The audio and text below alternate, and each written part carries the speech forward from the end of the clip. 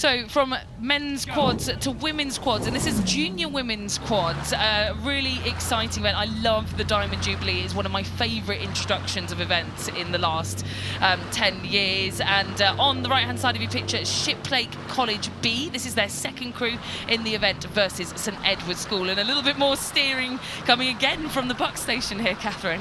It is, and this is always, if you're an athlete and you're aware your boat is sort of slightly veering from left to right and back again. It's a nervous time for all the crew, but it's settled, and what you want is those athletes to feel relaxed and smooth.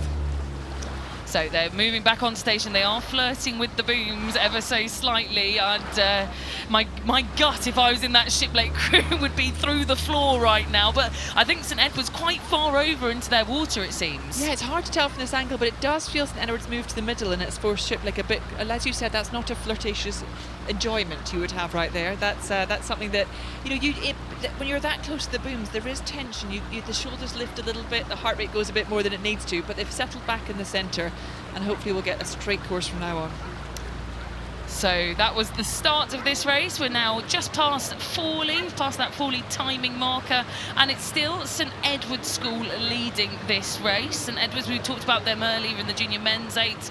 The girls also train at Port Meadow in Oxford, and here leading by clear water over Shiplake B. And we can't forget, this is Shiplake's B boat. They've got 4 other girls that are in their A crew. To have 2 crews in the Diamond Jubilee, which we know is one of the most highly competitive and entered events at the regatta, is no mean feat. Not at all, and I think we've said this before today as well, that since the introduction of this event, which I agree is just a brilliant addition to the calendar for Henley Royal Regatta, we've just seen the standard of schoolgirls sculling come up and up and up, and I think the ambition to make it to this course, to make it especially to this Friday in this competitive racing, it shows the quality that's all over the country now in young women sculling.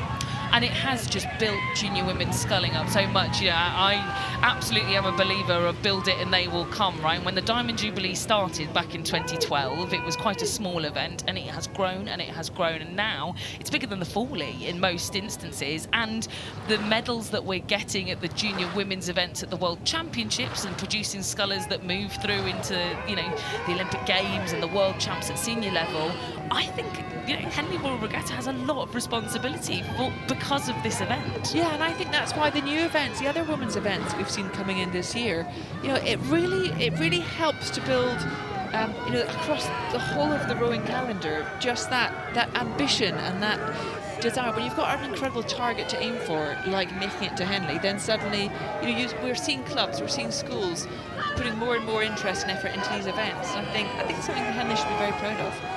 Absolutely, very proud, and very proud of a great race that we've got going on in front of us. This is by no means over. St Edward's School, who are on your picture right now in the white with the blue blades, they're currently leading, but Shiplake have been pushing back. They've really been ballsy with keeping their bow ball firmly stuck to the stern and keeping themselves in with a shot of going through the sprint. And they're a gutsy crew, this B crew. One of the first, these are the first women to race for Shiplake at Henley Royal Regatta. It's fantastic, and they're having a brilliant experience. Like we keep saying, getting to Friday is no mean feat, and as you've said, if you can just keep in touch, if you can feel your boat has got an overlap with the boat ahead, you feel there's still a chance.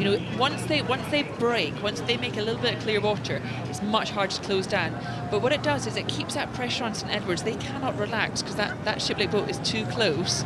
We can see the encouragement coming from the coaches behind them. You kind of, as a coach, you're so close, there's nothing you can do to help, and yet you're willing them on. And they feel this is the sprint stages now, there's still a lot more could happen. Yeah, little look there from the Shiplake bow girl, Casey Jane Green. Her first time competing at Henley Royal Regatta. What can she do to spur her crew on to move up the canvas of St Edward's School? But St Edward's now responding. That was a lovely little pick up there by Saskia Ward in the stroke seat. A J15 Coxed 4 gold medalist at the National Schools Regatta. So she's moved from sweep to sculling to lead this crew, and is doing a fantastic job of leading them through the sort of eyes flashing red stages of this race. Well, this is it. This is what, when you've got a little bit of experience, especially that international experience counts a lot when you're put under pressure in the hardest part of the race, when everything is starting to ache and feel incredibly tired. But you get lifted by the crowd. The crowds we're seeing building throughout the day are really appreciating these crews. So into the line come St Edward's School in the Diamond Jubilee Challenge Cup, and they will move through to the weekend of racing ahead of Shiplake College B, and Shiplake B pushed them the whole way in this Friday race.